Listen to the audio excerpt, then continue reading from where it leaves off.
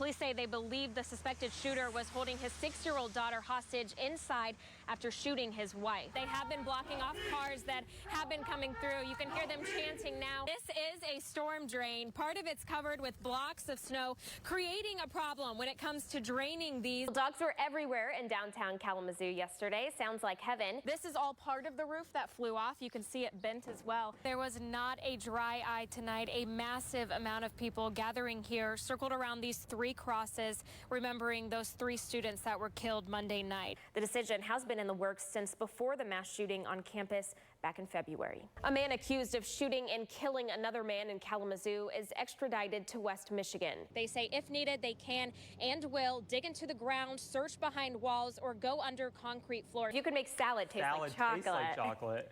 I would be in good shape.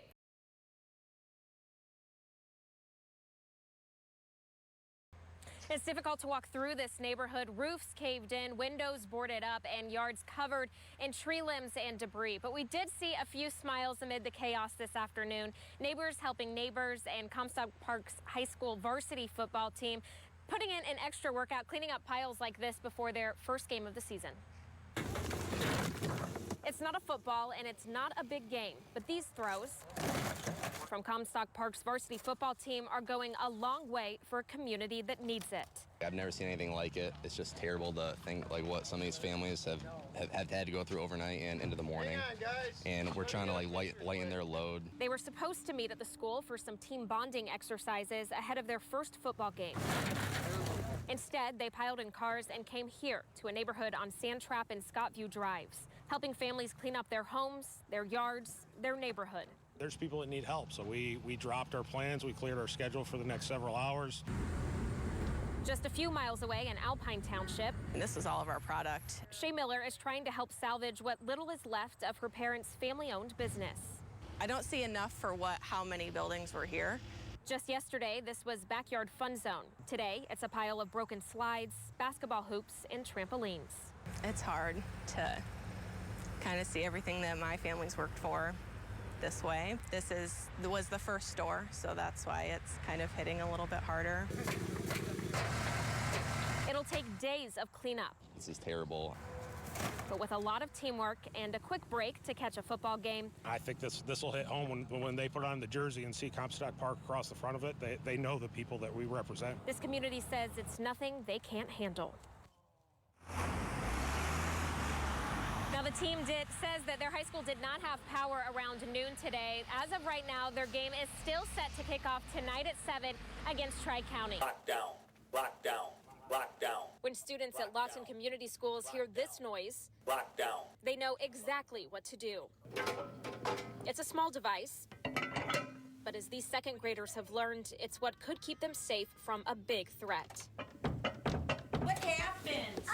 Miss Lycan didn't hear it at first, so all of us rushed to the door and got there, and I pulled the boot out and put it in the door. And you knew exactly what to do. Within 5 to 10 seconds, you all had the boot put in. We had the lights off. You were laying on the floor. We were all nice and safe, weren't we? Superintendent Ben Banfield says it's the district's newest safety system to protect kids from threats to schools across the country. This is a scary thing. It breaks my heart that we even have to do these things, and this is an investment the district is making that I hope we never have to use. Administration says if anyone senses a threat, they're trained to go to this box, take out this boot, and place it in front of the door, telling the whole school to go into lockdown. Lockdown will occur in 3, 2, 1. We got to participate in a drill today at the high school. Within 3 seconds of lifting the boot, every classroom's box went off. Lockdown. This gives us a lot of information. Elementary school principal Heather Olson says the room where the threat was first found will be sent to staff's iPads. So that we can immediately have important information to be able to identify where and what is happening. Giving police a heads up on where to go. I feel great about it. I think our students and the staff are as safe as they can be. I think awareness and speed is the biggest thing that in an emergency situation that we can have, and awareness and speed is what the system provides. And putting minds young and old a little more at ease.